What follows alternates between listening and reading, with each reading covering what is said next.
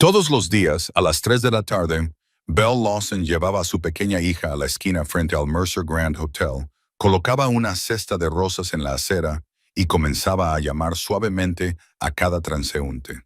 Rosas frescas, señora. $3 la flor. Nadie se detenía.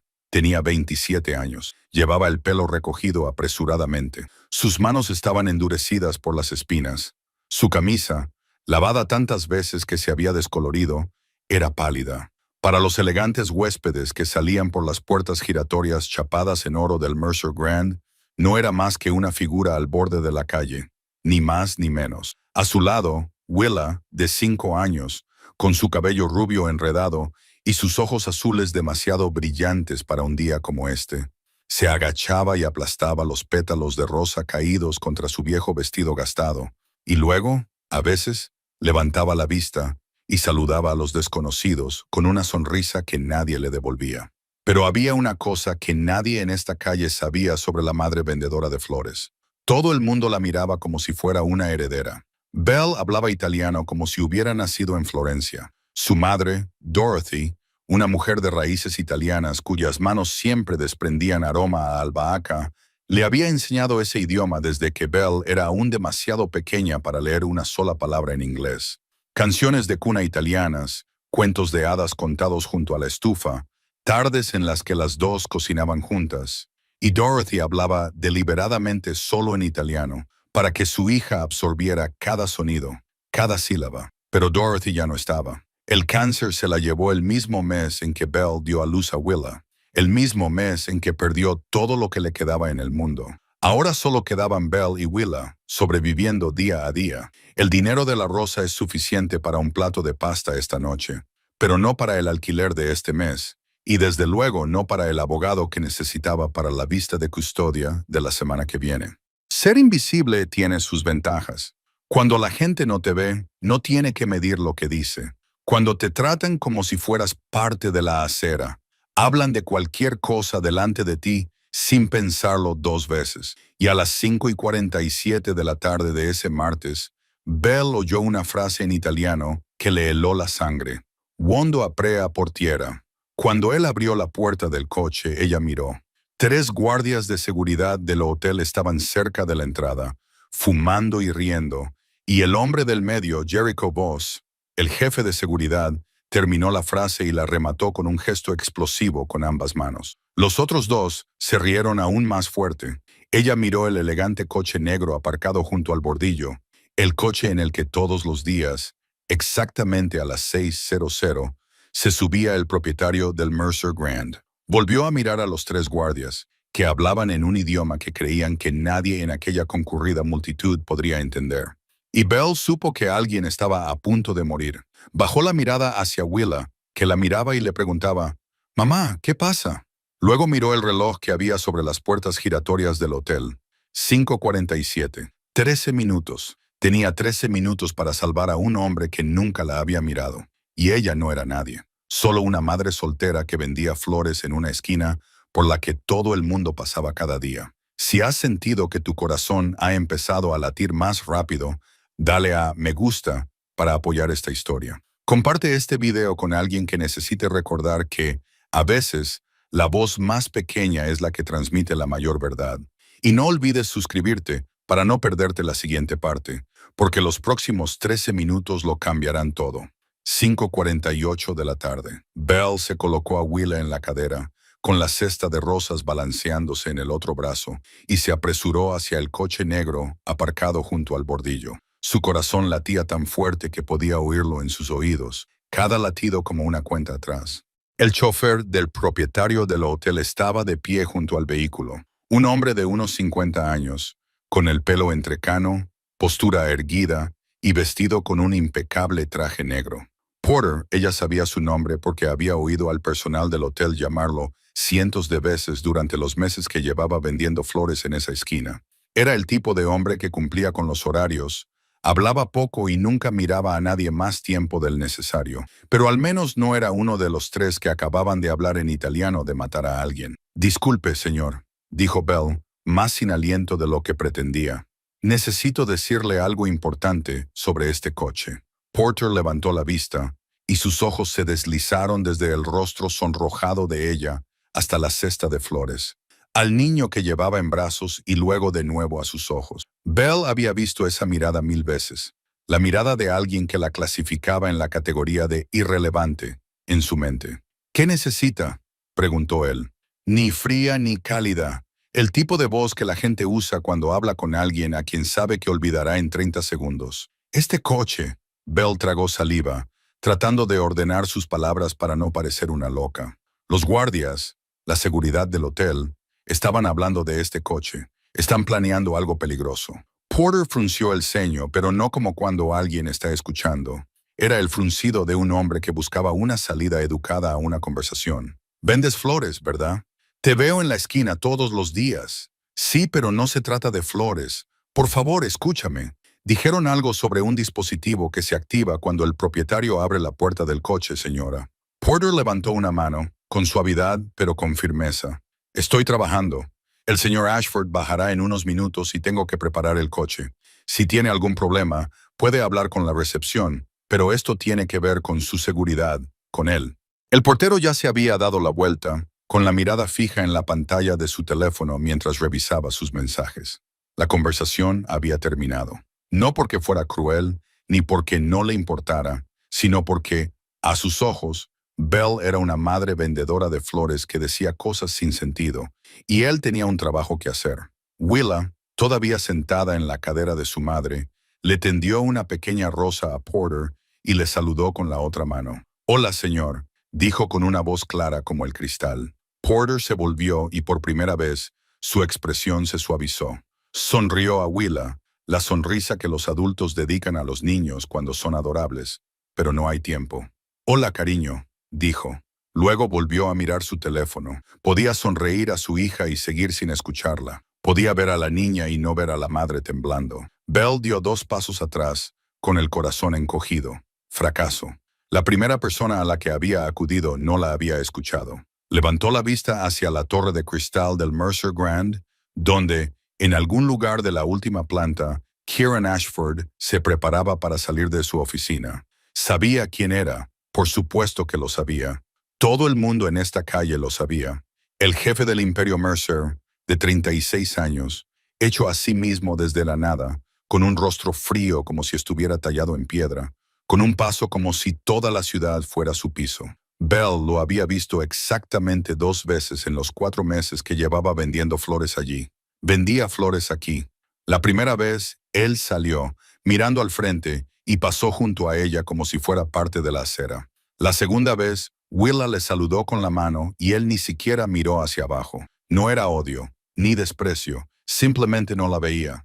Para Kieran Ashford, Belle y Willa no existían. Y ahora ese hombre frío, preciso y poderoso, hasta el último milímetro, estaba en la planta más alta, completamente ajeno a que el coche en el que estaba a punto de subir ya había sido equipado con algo que le robaría todo, y la única persona en el mundo que lo sabía acababa de ser ignorada por su chofer. Belle miró el reloj del hotel. 5:49, quedaban 11 minutos. Porter no había escuchado. Nadie en la calle iba a hacerle caso. Belle se quedó mirando las puertas giratorias chapadas en oro del Mercer Grand, las puertas que no había cruzado ni una sola vez en los últimos 4 meses, y pensó, si aquí fuera nadie me va a escuchar, entonces tengo que entrar. Apretó a Willa contra su cadera, respiró hondo y atravesó la puerta giratoria como si fuera su lugar. El vestíbulo del Mercer Grand se abrió ante ella como otro mundo. El suelo de mármol brillaba tanto que podía ver su propio reflejo bajo sus pies. Las lámparas de cristal colgaban de un techo que parecía imposiblemente alto, y el aroma de las flores frescas flotaba en el aire frío del aire acondicionado. Todo allí hablaba el mismo idioma. Ella no encajaba. La cesta de rosas en su mano, sus zapatos gastados en el talón, su camisa descolorida, Willow con su cabello rubio enredado y su viejo vestido deshilachado. Madre e hija destacaban en el vestíbulo de 5 estrellas como 2 manchas de tinta en una hoja de papel blanco. No había dado ni 5 pasos cuando un guardia de seguridad del vestíbulo se interpuso en su camino. No era Jericho, ni Crane, ni Duff, solo el guardia habitual, un hombre corpulento con uniforme negro, rostro severo y ojos que la recorrieron de arriba a abajo en menos de un segundo antes de decidir qué era ella. Una vendedora ambulante. Esta zona no es para vender, señora. Tiene que marcharse. Su voz era monótona, no grosera, pero sin margen para la negociación. No estoy vendiendo flores, dijo Bell rápidamente, con voz urgente, aunque tratando de mantenerla firme. Necesito ver al señor Ashford ahora mismo. Alguien está tratando de hacerle daño. La expresión del guardia no cambió. Ni un solo músculo se movió. Podría haber estado hablando del tiempo y él la habría mirado exactamente de la misma manera. El señor Ashford no se reúne con nadie sin cita previa. Por favor, abandone el vestíbulo. No lo entiende. Bell dio un paso adelante, con la voz empezando a temblar. Es una cuestión de vida o muerte. Acabo de oír a sus guardias planeando hacerle daño justo ahí fuera. Hablaban del coche, de un dispositivo. Por favor, tiene que escucharme. Solo tiene que informar a alguien. ¿A cualquiera? Señora. El guardia se interpuso y le puso la mano en el hombro. No con rudeza, sino con firmeza. El tipo de toque firme de un hombre que había echado a cientos de personas no deseadas de este vestíbulo y sabía exactamente cuánta fuerza debía emplear. No voy a repetirlo. Vete ahora. Bell sintió que esa mano se tensaba ligeramente y la giraba. Sus pies se movieron hacia atrás antes de que pudiera detenerlos. La cesta de rosas se tambaleó y ella intentó girar la cabeza hacia atrás. Por favor, no miento. Los oí hablar en italiano. Un dispositivo debajo del asiento del coche. Detonación remota a las 6 cuando él entre. Pero la puerta giratoria la empujó hacia afuera. La luz del sol de la tarde le dio en la cara. El ruido de la calle sustituyó al silencio del vestíbulo. Y Willa estaba llorando. No era el llanto quejumbroso de los niños cuando quieren caramelos o un juguete. Era un llanto de miedo. Todo su pequeño cuerpo temblaba. Ambos brazos rodeaban el cuello de su madre. Tenía la cara hundida en el hombro de Bell. Lo había visto todo. Había visto a un hombre 3 veces más grande que su madre ponerle la mano en el hombro. Había visto cómo empujaban a su madre. Había visto cómo su madre suplicaba y nadie la escuchaba. Con 5 años, Willa no entendía lo que estaba pasando, pero entendía una cosa con aterradora claridad. Alguien acababa de asustar a su madre. Mamá. Will sollozó, con la voz ahogada por las lágrimas. Mamá, te ha empujado. Bell se arrodilló allí mismo, en la acera, sentó a Willa delante de ella y la abrazó con ambas manos, envolviendo su pequeño y tembloroso cuerpo. La cesta se volcó a su lado. Algunas rosas rodaron hacia el bordillo, pero Bell no las miró. Solo miró a Willa. No pasa nada, cariño. No pasa nada. Estoy bien. Le ardían tanto los ojos que tuvo que levantar la cara hacia el cielo un segundo para evitar que le cayesen las lágrimas. No llores. No delante de Willa. La niña ya estaba lo suficientemente asustada. Respiró hondo, tragó el nudo que tenía en la garganta, volvió a mirar a su hija y esbozó una sonrisa con los labios temblorosos. Estoy bien, ¿ves? Sigo aquí contigo. Willow seguía con hipo, pero asintió con la cabeza, agarrando con su pequeña mano el dedo de su madre, como si soltarlo pudiera hacerla desaparecer. Bell la abrazó, apoyando la barbilla en la cabeza de la niña, y miró las puertas giratorias chapadas en oro que acababan de cerrarse con fuerza en sus caras. 2 veces. Lo había intentado 2 veces. Porter no la había escuchado. El guardia la había empujado fuera y ahora su hija lloraba en la acera porque había visto cómo empujaban a su madre. El reloj sobre la entrada del hotel marcaba las 5:51. Quedaban 9 minutos. Eran las 5:52 de la tarde. Quedaban 8 minutos. Bell se sentó en la acera con la espalda apoyada en la gran jardinera que había junto a la entrada del hotel. Willa se acurrucó en su regazo como un gatito asustado. La niña había dejado de llorar en voz alta, pero sus hombros aún temblaban. Su pequeña mano agarraba el cuello de la camisa de su madre y su cara estaba apoyada en el pecho de Bell. A su alrededor, la ciudad seguía moviéndose. Los peatones pasaban apresurados. Los coches tocaban el claxon. Nadie se detenía. Nadie miraba hacia abajo. Y dentro de Bell, una voz comenzó a susurrar. Vete a casa. Recoge a tu hija y vete a casa. Lo has intentado. Lo has intentado 2 veces. Nadie te ha escuchado. Nadie te ha creído.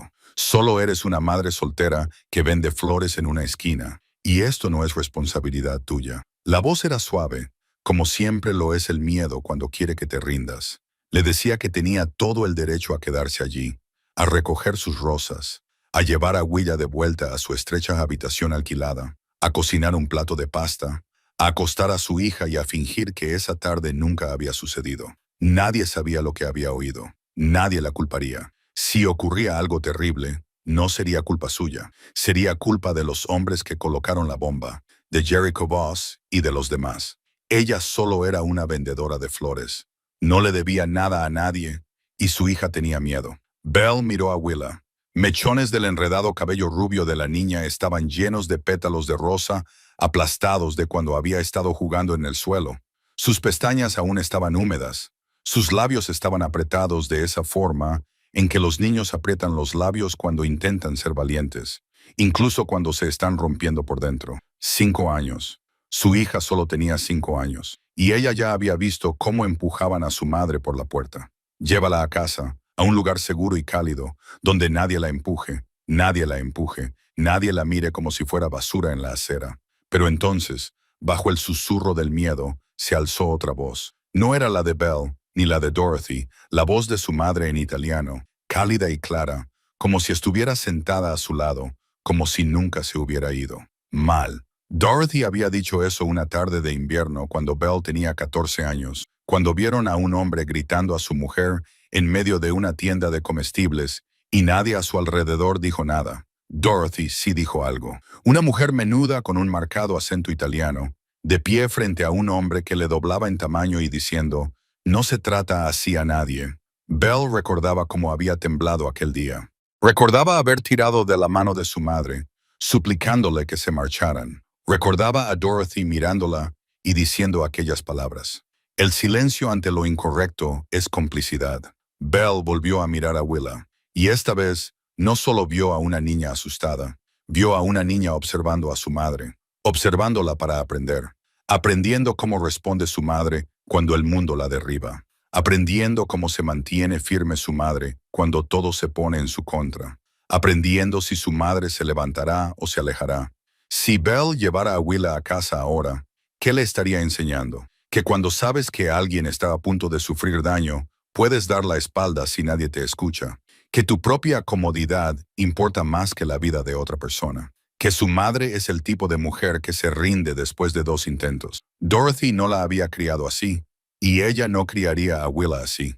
Belle respiró hondo. Luego otra vez, sus manos aún temblaban, sus piernas aún estaban débiles, pero puso a Willa de pie frente a ella, la sostuvo suavemente por los hombros y miró directamente a los ojos azules de su hija, aún enrojecidos por los bordes. «Willa, escúchame». Su voz era suave ahora, pero ya no temblaba. «Estoy a punto de hacer algo muy importante.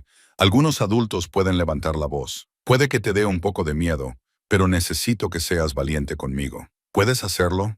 Will miró a su madre. Tenía 5 años. No entendía lo que era una bomba.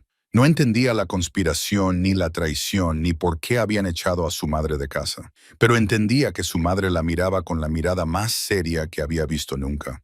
Y entendió que su madre le estaba pidiendo ayuda. «Soy valiente», dijo Willa con voz débil pero firme. Belle la abrazó brevemente. Luego se puso de pie, cogió la cesta de rosas, se secó los ojos con el dorso de la mano y fijó la mirada en las puertas giratorias por donde, en 7 minutos, saldría Kieran Ashford. Eran las 5:56 de la tarde, quedaban 4 minutos. Belle llevó a Willa al extremo más alejado del pilar de piedra, lejos de la acera donde estaba el coche negro. Se arrodilló y puso las manos sobre los hombros de su hija. «Willa, quédate detrás de este grueso muro de piedra. No te muevas hasta que vaya a buscarte». Will asintió con la cabeza, apretando contra su pecho la última rosa de la cesta como si fuera un osito de peluche. Todavía tenía los ojos enrojecidos, pero ya no lloraba. Belle se puso de pie y dio un paso adelante hasta el espacio justo delante de las puertas giratorias, colocándose exactamente donde cualquiera que saliera del hotel tendría que pasar junto a ella.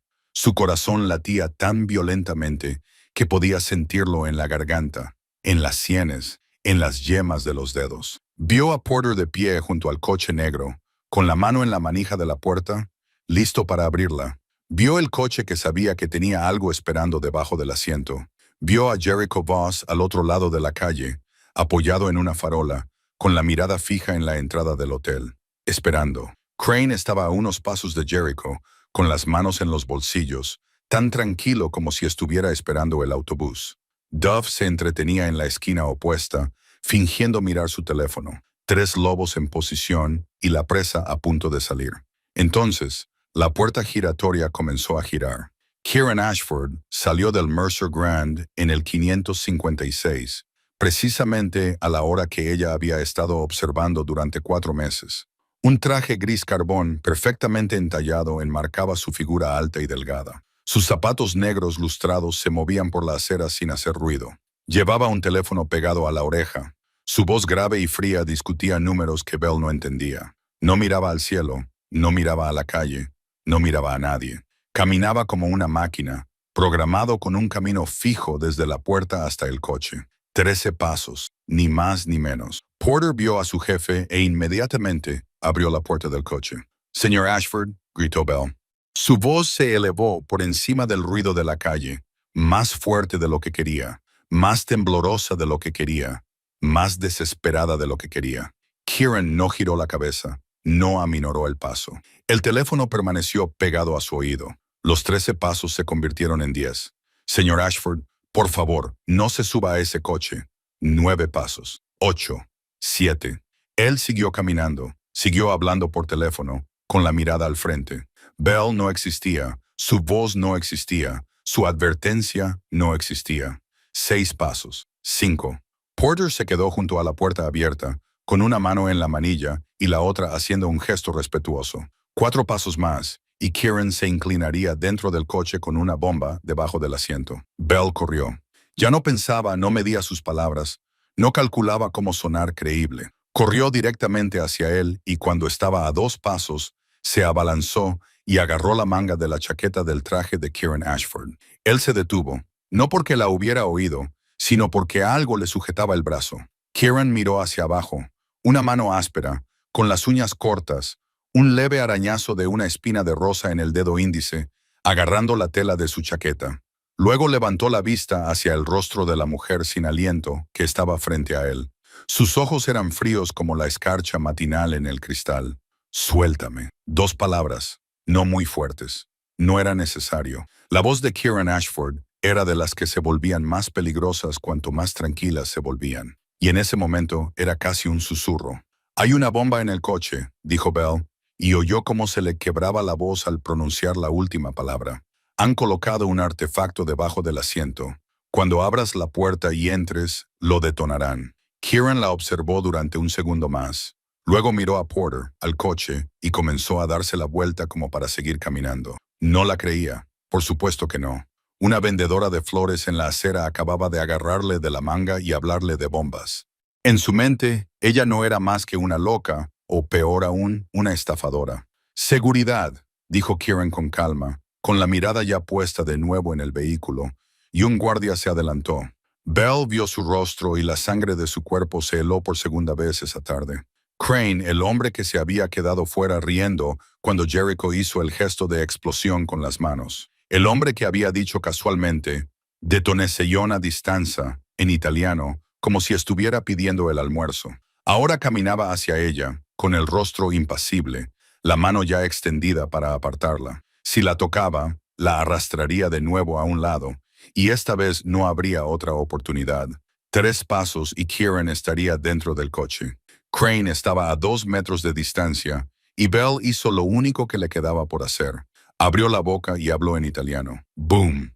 Su voz ya no temblaba. El italiano fluía de ella con total claridad. Cada sílaba era afilada como una cuchilla que cortaba el aire de la tarde. La voz de Dorothy. El idioma de Dorothy, la última herencia que le había dejado su madre. Kieran Ashford se detuvo en seco. No hablaba italiano, pero oyó algo que no podía ser fingido. Nadie podía falsificar esa cadencia, esa precisión, ese detalle técnico, ni siquiera una mujer que vendía flores en una acera. Se volvió lentamente, y por primera vez en 4 meses, por primera vez desde que Belle había empezado a vender rosas en esa esquina, Kieran Ashford la miró. La miró de verdad, no a través de ella ni más allá de ella, sino directamente a los ojos, como si acabara de descubrir que existía. «¿Dónde has oído eso?» Su voz era baja, peligrosa, pero esta vez El peligro no iba dirigido a ella. Jericho Voss, Crane, Duff. Bell pronunció cada nombre sin romper el contacto visual. Justo fuera del hotel, 547. Hablaban en italiano porque pensaban que nadie les entendería. Ella tragó saliva. Mi madre era italiana y yo entendía cada palabra. Crane estaba ahora a menos de 1 metro de Bell, con la mano extendida, listo para agarrarla por el hombro y arrastrarla como había hecho el guardia del vestíbulo unos minutos antes. Pero antes de que sus dedos pudieran tocarla, una pequeña silueta salió disparada desde detrás de la maceta. Willa se había quedado junto a la pared como le había dicho su madre.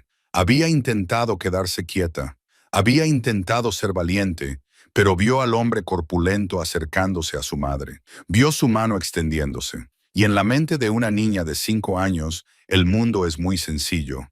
Alguien está a punto de hacer daño a mi madre. Corrió. Corrió con sus piernas diminutas y sus zapatos rayados, con la última fila aún agarrada en su puño, y se plantó en el estrecho espacio entre Crane y Bell. Se quedó allí, de espaldas a su madre, con la cara levantada hacia Crane, con ambos brazos extendidos como las alas de un pajarito que intenta proteger su nido. No toques a mi madre. Su voz era aguda, temblorosa, pero fuerte, lo suficientemente fuerte como para que Porter volviera la cabeza, lo suficientemente fuerte como para que 2 peatones redujeran la marcha y se quedaran mirando, lo suficientemente fuerte como para que Kieran Ashford, un hombre al que toda la ciudad temía levantar la voz, tuviera que mirar hacia abajo y la viera. Una niña de 5 años, con el pelo rubio enredado, los ojos azules llenos de lágrimas, tan delgada que sus brazos extendidos parecían frágiles ramitas, de pie entre su madre y el mundo. No llegaba a la altura de la rodilla de Crane. Temblaba tanto que la rosa que tenía en la mano se estremecía, pero no huyó. Se quedó allí con los brazos extendidos y miró a un hombre 4 veces más grande que ella, con unos ojos que decían, «Si quieres tocar a mi madre, primero tendrás que pasar por encima de mí». Algo se rompió dentro de Kieran Ashford. No fue algo ruidoso ni dramático, solo una pequeña fractura en el muro de hormigón que había pasado 36 años construyendo a su alrededor. Porque cuando miró a Willa, en algún lugar profundo que había enterrado hacía mucho tiempo, vio a otra niña de 5 años. Ese niño también era delgado y también tenía miedo. Se encontraba en un mundo demasiado grande para él. Pero ese niño no tenía a nadie delante de él con los brazos abiertos. Nadie corría hacia él cuando alguien se acercaba demasiado. No tenía a su madre detrás. Ese niño era él. Nadie los toca. La voz de Kieran cortó el aire como una espada. No era fuerte, pero transmitía una autoridad que nadie en un radio de 10 metros se atrevería a desafiar. Crane se detuvo como clavado al pavimento, con la mano suspendida en medio del movimiento. Kieran lo miró directamente, y su mirada ya no era fría. Se había convertido en algo mucho más peligroso. «Porter», dijo Kieran, ahora con un tono agudo y rápido, «aléjese del coche ahora mismo. No toque nada». Porter no entendía lo que estaba pasando, pero llevaba trabajando para Kieran Ashford el tiempo suficiente como para saber que, cuando su jefe utilizaba ese tono de voz, no se hacían preguntas, se actuaba. Soltó la manilla de la puerta del coche y retrocedió 3 pasos. Kieran sacó su teléfono y marcó un número. «Beckett, código rojo, cierra el edificio. Que nadie entre ni salga. Trae a mi equipo de seguridad real al vestíbulo inmediatamente. No al equipo de Jericho, el mío». Eran las 5:58 de la tarde.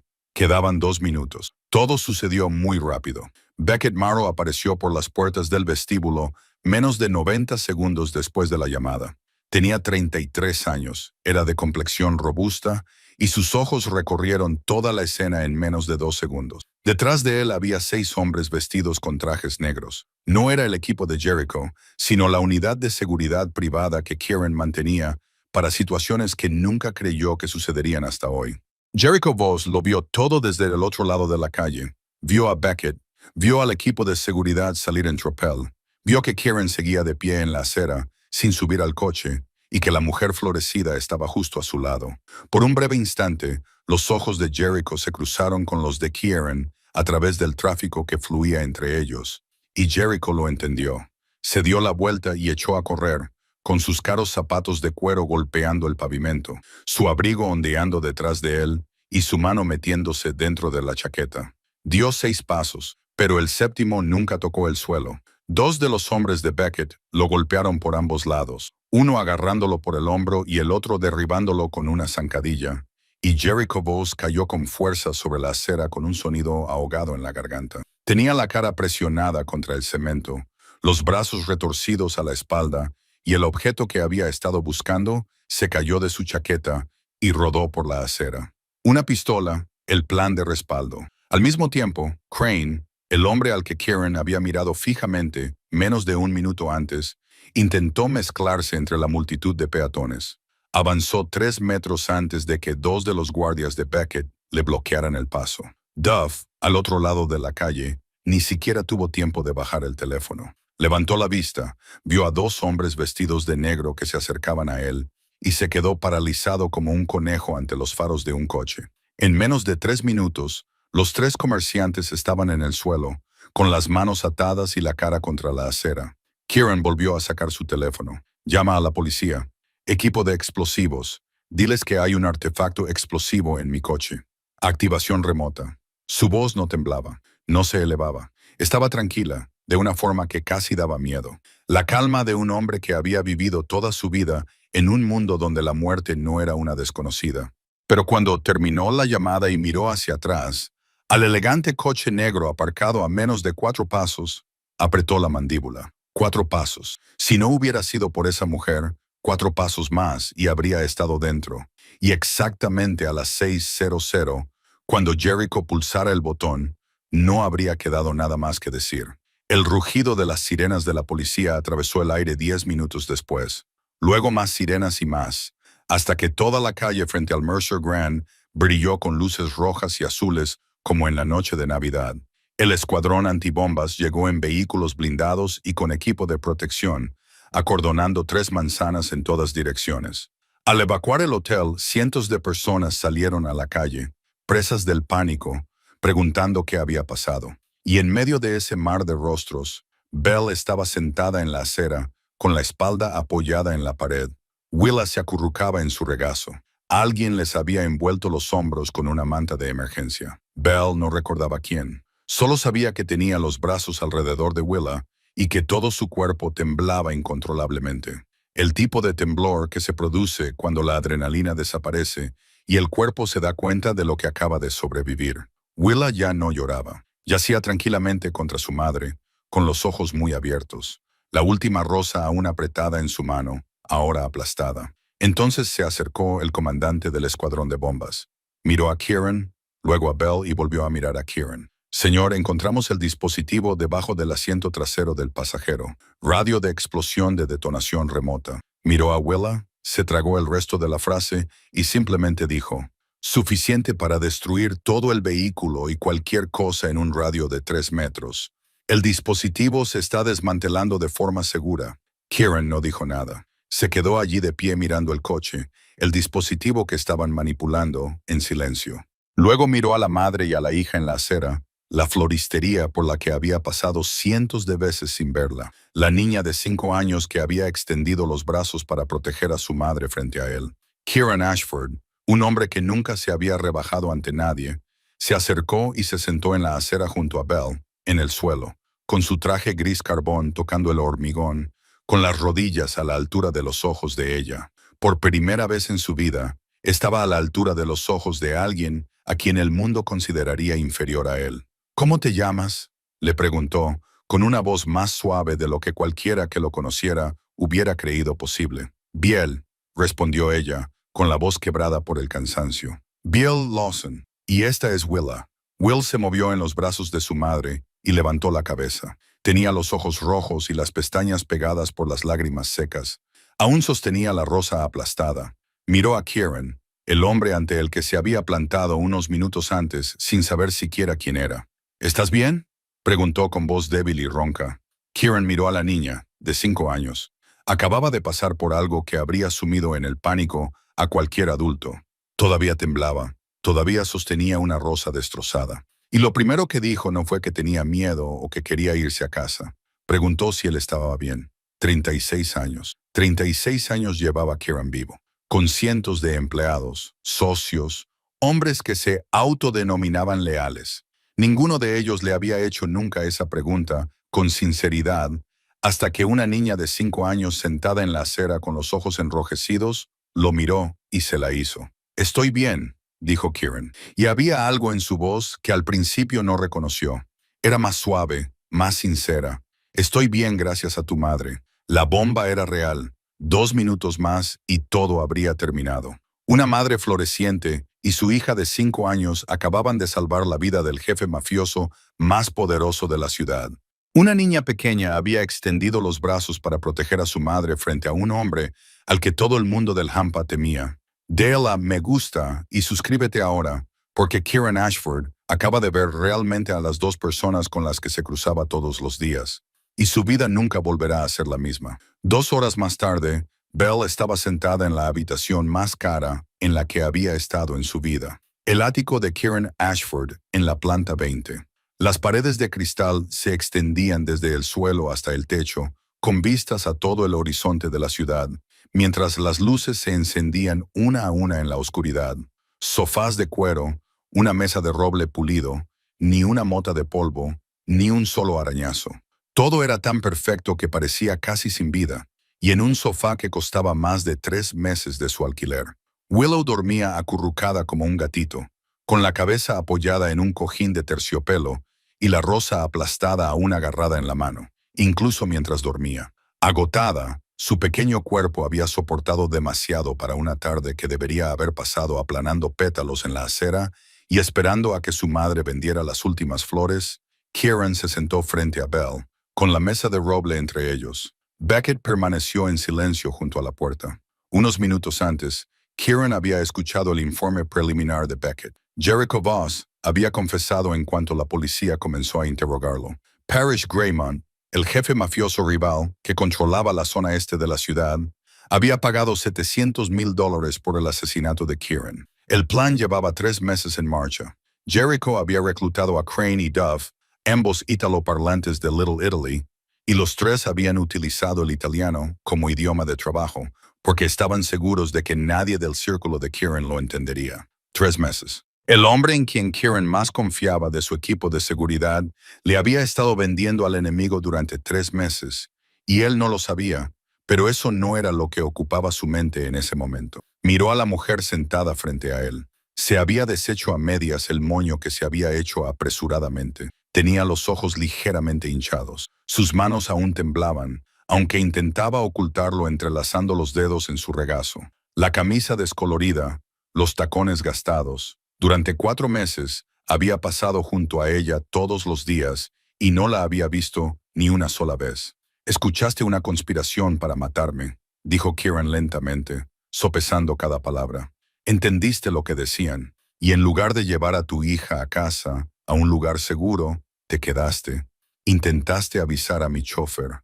Intentaste entrar en el vestíbulo, te empujaron fuera, y aún así te quedaste allí esperando a que saliera con una niña de 5 años en brazos». Hizo una pausa. «¿Por qué?».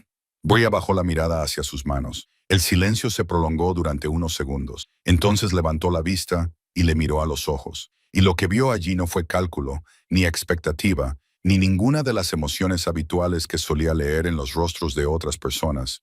Solo agotamiento y verdad. «Mi madre me enseñó que cuando ves algo malo y te quedas callada, te conviertes en parte de ese mal». Su voz era suave, pero no temblaba. «Y no quiero que mi hija crezca viendo a su madre dar la espalda cuando sabe que alguien está a punto de sufrir daño. Quiero que Willa sepa que su madre es el tipo de persona que se esfuerza al máximo». Aunque nadie la escuche, aunque la echen, aunque tiemble de miedo, miró a Willa, que dormía en el sofá. «Me vio cuando me echaron del vestíbulo. Lloró y casi me rendí. Bajó la voz. Pero si me rindiera, ¿qué le estaría enseñando?». Kieran no respondió de inmediato. Simplemente la miró. Y su silencio no era el silencio frío que solía utilizar para dominar una habitación. Era el silencio de un hombre que escuchaba algo para lo que no estaba preparado. «¿Cuál es tu situación ahora?», preguntó después de un largo momento. Belle dudó. Ella no era de las que se quejaban, ni de las que pedían compasión, pero él le había preguntado. Y después de todo lo que había pasado, estaba demasiado cansada para fingir que todo iba bien. Así que le contó brevemente, sin dramatismos, cada hecho expuesto con claridad, como si leyera un informe. Estudiante de tercer año de medicina, conoció a Reed Calloway, rico y encantador. Entonces comenzó la violencia. Se divorció mientras estaba embarazada. Su madre, Dorothy, murió de cáncer el mismo mes en que nació Willow. Sola, sin dinero, sin familia, vendiendo flores para sobrevivir. Y la familia Calloway la demandaba por la custodia de Willow. La vista judicial era la semana siguiente. Si perdía, perdería a su hija. Cuando terminó, se quedó en silencio, con la mirada baja. No pidió nada, no sugirió nada. Solo había dicho la verdad porque él se lo había preguntado. Kieran escuchó sin mostrar ninguna reacción visible. Cualquiera que lo viera habría pensado que no le había afectado. Pero Beckett, que llevaba 10 años a su lado, vio cómo los dedos de Kieran se tensaban ligeramente sobre el reposabrazos. Vio cómo se le endurecía la mandíbula cuando ella mencionó los abusos. Vio cómo su mirada se desviaba hacia Willow cuando ella habló de la vista. Más tarde, un coche llevó a madre e hija a casa. Belle llevaba a Willa, que seguía profundamente dormida, le dio las gracias con voz ronca y entró en el ascensor. Las puertas se cerraron y Kieran Ashford se quedó solo junto a la ventana del ático, contemplando la ciudad. La ciudad que creía haber conquistado. La ciudad por la que se movía como un rey, viendo a través de las personas, tratando todo como un instrumento creado para servirle. ¿Cuántas veces había pasado junto a ella? ¿Cuántas veces la había mirado como si fuera una heredera? Ella había estado allí todos los días durante 4 meses con su cesta de rosas y su pequeña, y él nunca la había visto. Y hoy la mujer que había considerado invisible lo había arriesgado todo con su hija de 5 años a su lado para salvarle la vida. No porque lo conociera, no porque esperara nada a cambio, sino porque su madre le había enseñado que el silencio es complicidad. Beckett, sí señor. Averigüe todo lo que pueda sobre Belle Lawson, sus circunstancias, la demanda, la vista, todo. Infórmeme por la mañana. Beckett asintió y se dirigió hacia la puerta, pero se detuvo. Señor, dijo, ahora con voz más suave, menos como la mano derecha de un jefe de la mafia y más como un amigo. Está a punto de perder a su hija, y hoy aún así se detuvo para salvarle. Kieran no se volvió. Siguió mirando por la ventana. El silencio se prolongó tanto que Beckett pensó que tal vez no respondería. Entonces Kieran habló, en voz baja. Haz los arreglos necesarios para que la vuelva a ver. Kieran eligió una pequeña cafetería a 4 manzanas del Mercer Grand, no un restaurante de lujo, ni su oficina en el ático, ni ningún lugar donde su poder impregnara las paredes, solo una cafetería normal con sillas de madera, luz cálida, aroma a café expreso en el aire, el tipo de lugar donde una madre soltera podía sentarse sin sentirse fuera del lugar. Había pensado en eso. Por primera vez en su vida, Kieran Ashford había considerado cómo se sentiría la persona sentada frente a él en su mesa. Belle llegó a tiempo, sin maquillaje, con el pelo más arreglado que el día anterior, la camisa más limpia que tenía, todavía descolorida, pero cuidadosamente planchada. Willow no estaba con ella. La había dejado con una vecina. Belle se sentó frente a él, con la espalda recta, las manos apoyadas en la mesa, y lo miró con los ojos de alguien que se prepara para recibir malas noticias. Porque según la experiencia de Belle Lawson, cuando un hombre poderoso pedía reunirse en privado, rara vez era para hacer un regalo. Kieran no dio vueltas al tema. Sé lo de la vista de la semana que viene. Sé que la familia Calloway está demandando la custodia de Willa. Sé que no tienes abogado porque no te lo puedes permitir. Y sé que si pierdes, perderás a tu hija. Los ojos de Belle cambiaron al instante. No era miedo, era ira.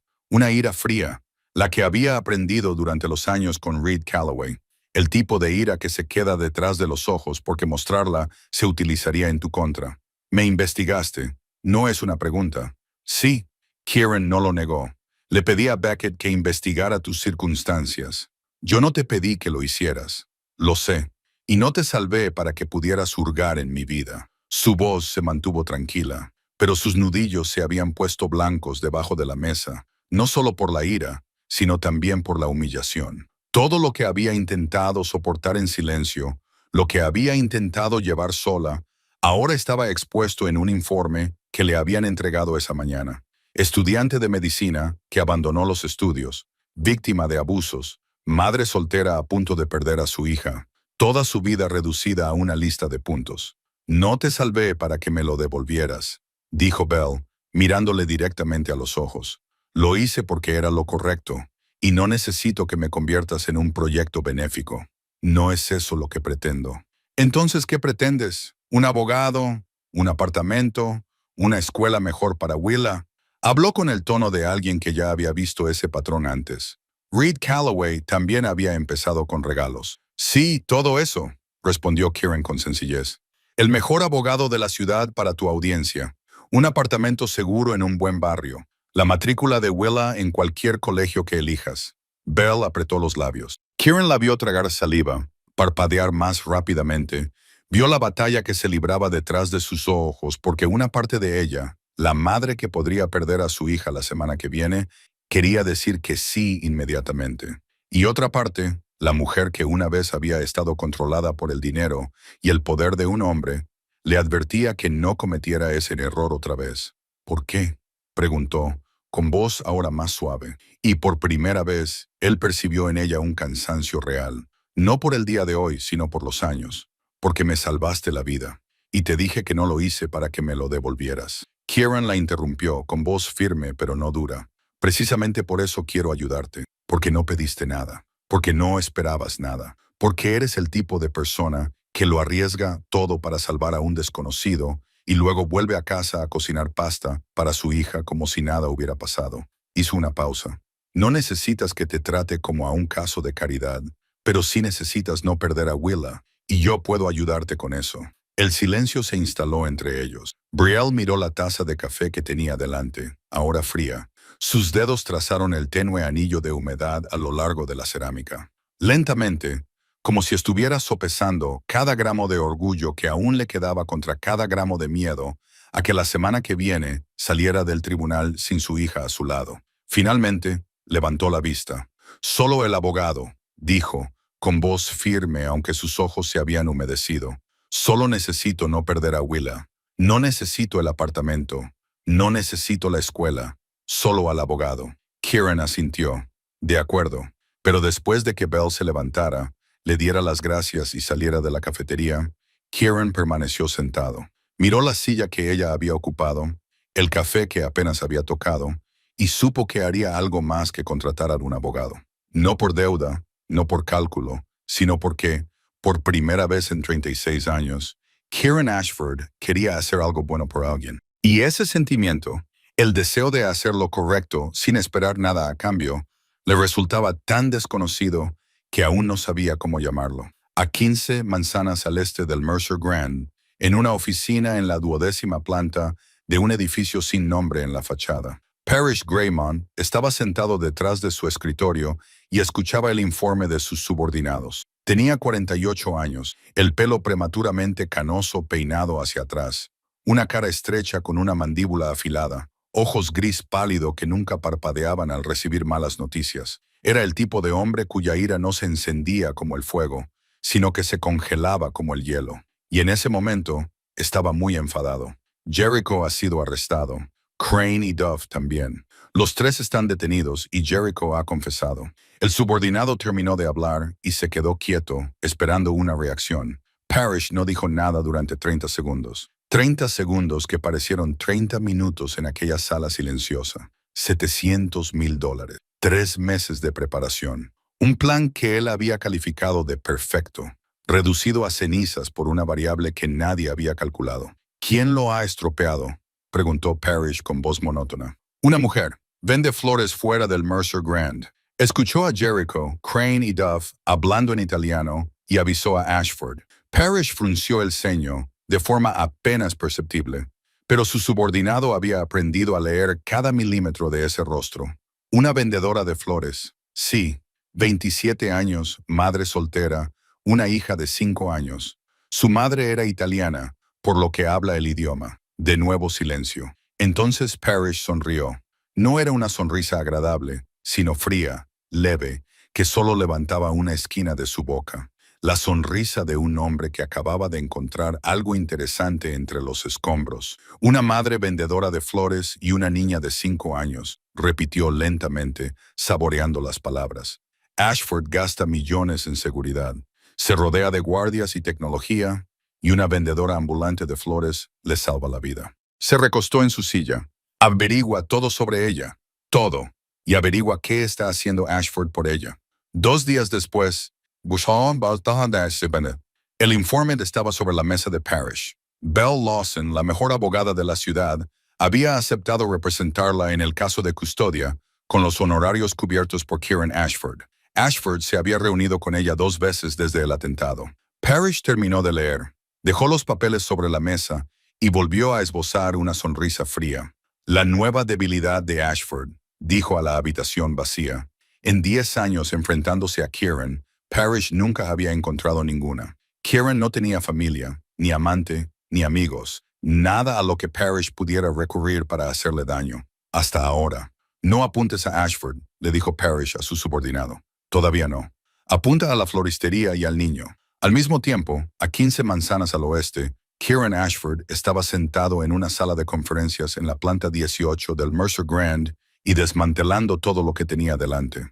Al otro lado de la mesa había 2 empresarios de Boston que estaban allí para negociar un acuerdo de desarrollo conjunto para una nueva cadena hotelera en la costa este. Un acuerdo mutuamente beneficioso que Beckett había preparado durante 2 semanas y que Kieran estaba destrozando. Cláusula 4. Inaceptable, dijo con voz metálica y fría. Cláusula 7. Reparto de beneficios 64, no 50-50. Cláusula 11. Yo mantengo el control de la marca. No negociable. El empresario mayor intentó razonar con él. Señor Ashford, lo discutimos y acordamos. He cambiado de opinión. 3 palabras, sin más. El joven abrió la boca para protestar, y Kieran lo miró directamente a los ojos con una mirada que Beckett conocía bien. Una mirada que había hecho retroceder a docenas de socios y dudar a docenas de rivales. Una mirada que decía, esta conversación termina cuando yo diga que termina. Los 2 empresarios se marcharon 10 minutos después, pálidos. El acuerdo se había ido al traste. Beckett cerró la puerta de la sala de conferencias y se quedó mirando a Kieran, que permanecía sentado a la cabecera de la mesa, con la mirada fija en la pared de cristal. Acabas de destruir esa relación, dijo Beckett, tranquilo pero directo, como solo él se atrevía a hacer con Kieran. No era necesario, el acuerdo nos beneficiaba, lo sabes. Kieran no respondió. Estás haciendo exactamente lo que siempre haces, continuó Beckett, alejando a la gente, convirtiendo cada negociación en una batalla. Casi mueres porque el hombre en quien más confiabas te traicionó. Y ahora estás respondiendo confiando menos, controlando más, siendo más duro. Kieran permaneció en silencio. Beckett sabía que estaba caminando por el filo de una navaja, pero añadió una última frase. Si sigues así, la próxima vez no habrá nadie fuera para avisarte, porque no quedará nadie que quiera salvarte. Luego colocó algo sobre la mesa. Una hoja de papel doblada. Mi gente llevó a Willa al colegio esta mañana a petición de la señorita Lawson. Les pidió que te dieran esto. Kieran miró el papel y lo abrió. Era un dibujo a lápiz. 3 figuras de pie, una al lado de la otra. La más pequeña, con el pelo rubio, era claramente Willa. La del medio, con el pelo largo y sosteniendo flores, era Belle. Y la más alta, casi el doble de altura que las otras, vestía un traje gris y tenía escrito con letra infantil y desigual, Señor Alto. Kieran se quedó mirando el dibujo durante un largo rato. Beckett se había marchado. La sala de conferencias estaba vacía, y Kieran miró las 3 figuras de lápiz de colores, las letras torcidas que formaban Señor Alto, y recordó cómo había mirado a los ojos de un hombre 10 minutos antes y lo había aplastado simplemente porque podía. Cómo había sido frío sin necesidad, cruel sin necesidad, controlador sin necesidad. Exactamente el tipo de hombre que había hecho que Jericho lo odiara lo suficiente como para aceptar $700,000, $0 por matarlo. Exactamente el tipo de hombre al que Belle Lawson nunca debería haber salvado. Dobló el dibujo con cuidado y lo guardó en el bolsillo interior de la chaqueta de su traje. La grieta en su muro de hormigón se ensanchó un poco más. Sala número 7, Juzgado del Condado, lunes a las 9 de la mañana. Belle se sentó en el lado izquierdo de la galería, con la espalda recta, las manos apoyadas en las rodillas, las uñas cortas y limpias, y la única blusa blanca que tenía, cuidadosamente planchada la noche anterior.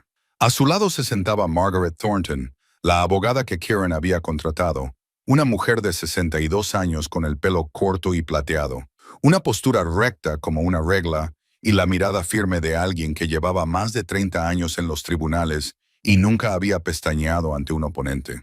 Esta mujer cobraba por hora lo que equivalía al alquiler mensual de Bell, y Bell lo sabía, pero intentaba no pensar en ello. Al otro lado del pasillo, Reed Calloway estaba sentado con el equipo legal de su familia. 3 abogados, todos con trajes grises caros, todos con sus portátiles abiertos, todos irradiando la confianza relajada de quienes saben que tienen suficiente dinero para alargar el caso hasta que la otra parte se derrumbe por agotamiento. Y Reed, de 31 años, guapo al estilo que Bell había amado en su día y que ahora le resultaba nauseabundo, con el pelo perfectamente peinado, la mandíbula bien definida, traje azul oscuro y una leve sonrisa en los labios cuando miraba en su dirección. Esa sonrisa, ella conocía esa sonrisa. Decía, voy a ganar, tú perderás, y perderás al niño que nunca mereciste. Bell tragó saliva y fijó la mirada al frente. Willow no estaba presente. Estaba en casa con la vecina. Bell se negó a dejar que su hija viera a sus padres enfrentarse en un tribunal. La niña ya había visto suficiente. El juez entró. Comenzó el proceso. Margaret Thornton se levantó primero y, desde ese momento, Bell entendió por qué Kieran la había elegido. Margaret no dramatizó. Presentó cada prueba, cada documento, cada fragmento de verdad ante el juez con la precisión de un cirujano colocando un bisturí, historiales médicos, una costilla fracturada, hematomas en la parte superior del brazo, una cicatriz de quemadura de cigarrillo en el hombro izquierdo, informes policiales, 2 llamadas realizadas por Bell. 2 veces Reed fue puesto en libertad bajo fianza en menos de 3 horas por su familia. Una orden de alejamiento emitida 2 años antes. Una infracción de Reed reducida a una advertencia después de que los abogados de Calloway abogaran por la indulgencia. Entonces Margaret pasó a la segunda parte. Bell como madre. Evaluaciones preescolares que señalaban el desarrollo excepcional de Willa. Comentarios de los profesores que la describían como sociable, segura de sí misma, siempre hablando de su madre con los ojos brillantes. Registros pediátricos que mostraban un peso saludable, una estatura saludable, vacunas al día. En condiciones extremadamente difíciles, Bell Lawson había criado a su hija sola, y la había criado bien. Margaret se sentó.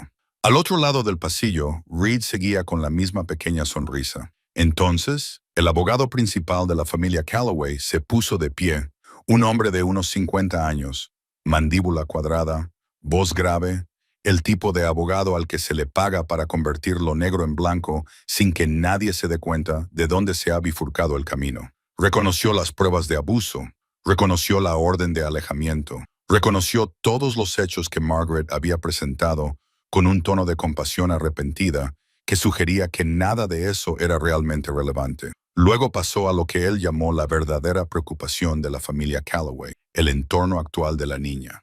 Su señoría dijo, con calma pero con determinación, colocando cada palabra como si fuera una acusación. No negamos que la señorita Lawson quiera a su hija, pero el amor no es suficiente si el entorno de la niña no es seguro. Abrió una carpeta. La señorita Lawson reside actualmente en un apartamento proporcionado por Kieran Ashford, propietario del Mercer Grand. Bell sintió un nudo en el estómago. Kieran Ashford, continuó el abogado, colocando una pila de documentos ante el juez, tiene un historial documentado de asociación con actividades delictivas organizadas. Las fuerzas del orden han abierto múltiples investigaciones sobre sus operaciones comerciales durante la última década. El FBI lo citó como testigo en un caso federal de blanqueo de dinero el año pasado. La sala se quedó en silencio. No era un silencio normal, sino uno de esos en los que el aire parece enrarecerse. La señorita Lawson ha puesto a su hija en la órbita de un hombre bajo investigación federal, dijo el abogado, bajando la voz. Un hombre cuyo personal de seguridad fue arrestado hace 2 semanas por conspirar para detonar una bomba. Una bomba, su señoría. Y la niña de 5 años estaba presente en el lugar de los hechos. La jueza, una mujer de unos 50 y tantos años, con el pelo gris y una mirada penetrante, frunció el ceño mientras revisaba los documentos. Luego miró a Bell. Bell sintió esa mirada como un martillazo. La jueza la estaba reevaluando, viéndola a través de una nueva lente que acababa de instalar el abogado de Calloway. No como una resistente superviviente de abusos, sino como una madre que había llevado a su hija a la órbita del mundo de la mafia. Bell giró la cabeza, y sus ojos se encontraron con los de Kieran. Estaba sentado en la última fila de la sala del tribunal, con Beckett a su lado. Había venido para asegurarse de que todo saliera bien, y ahora su mera presencia lo estaba desbaratando todo. Bell lo miró y por primera vez lo vio con una claridad que no podía negar. No era solo un hombre de negocios, ni solo un magnate hotelero. Kieran Ashford era lo que ese abogado acababa de describir, y ella había llevado a su hija a su mundo. Todo parecía estar al borde del colapso en medio de la sala número 7. Margaret Thornton se levantó y se dirigió al tribunal con compostura profesional. Su señoría, antes de proceder a mis observaciones finales, tengo un testigo que puede hablar directamente sobre el carácter y la valentía de la señorita Waitin. Lawson llamó al señor Kieran Ashford al estrado como testigo de carácter. Un murmullo se extendió por la sala cuando Kieran Ashford se levantó de la última fila. Caminó hacia el estrado de los testigos con pasos mesurados, y su presencia acaparó la atención de todos los presentes en la sala. El abogado de Calloway frunció el ceño. Margaret miró a Kieran y luego a Bell, con una mirada que parecía preguntar, ¿sabías algo de esto? Bell negó levemente con la cabeza. No lo sabía. La jueza estudió a Kieran de arriba abajo, fijándose en su traje a medida. Beckett estaba detrás de él, y se produjo un sutil cambio en la sala cuando la gente instintivamente le hizo espacio al avanzar. Ella sabía quién era. Su nombre había sido mencionado junto con las palabras «crimen organizado» menos de 5 minutos antes. ¿Es usted Kieran Ashford?, preguntó. Sí, su señoría. ¿Y cuál es su relación con la señorita Lawson? La señorita Lawson me salvó la vida hace 2 semanas. La estoy ayudando por gratitud. No hay ninguna otra relación. El juez guardó silencio durante un momento y luego asintió. Puede hablar brevemente. Kieran dio un paso adelante. Al principio no miró al juez.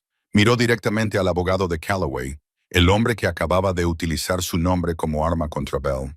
No niego nada de lo que el consejo ha dicho sobre mí, comenzó Kieran, con voz tranquila y mesurada. Soy el hombre, describió. Mi historial es real. Las investigaciones son reales. No estoy aquí para defenderme. Hizo una pausa. Estoy aquí para hablar de Bell Lawson. La sala del tribunal estaba completamente en silencio. Hace 2 semanas, 3 de mis guardias de seguridad conspiraron para asesinarme con una bomba colocada en mi coche. Hablaron en italiano porque creían que nadie les entendería. Bell Lawson, que vende flores fuera de mi hotel, entendió cada palabra porque su madre era italiana. Miró hacia Bell. Ella lo miraba fijamente, con los ojos muy abiertos y las manos apretadas en su regazo.